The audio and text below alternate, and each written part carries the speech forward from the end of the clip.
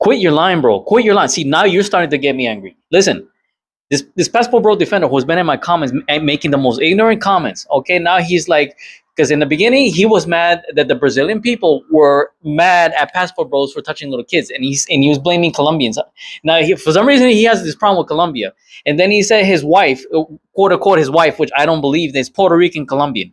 I cannot tell you how many times that I have seen passport bros going in my comments say I have a Colombian wife, and that I know Colombia. You do not know Colombia. You do not have a Colombian wife.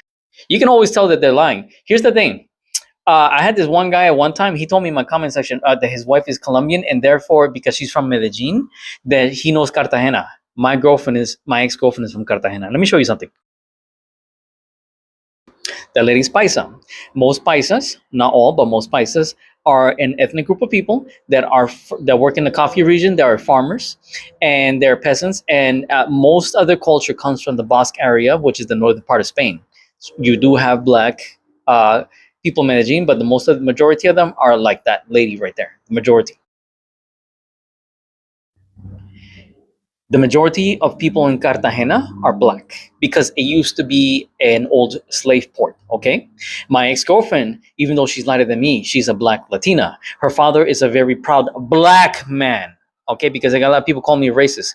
A soldier, an ex-soldier, and a boxer. Okay, and the cultures are way different from each other. They have a way of looking at the people from the interior, like me, because I'm from the interior. I'm from the Valle del Cauca, the Cauca Valley, and each region has like a different culture, different food. And in the same way that you see people poking fun of certain groups of people in the United States, I'm not gonna say who it is, but you're gonna know that they say that these people cannot dance. Hint, hint. That these people cannot cook. Hint, hint. That these people lack flavor and seasoning in their foods. Hint, hint. That's the exact same things they say about paisas.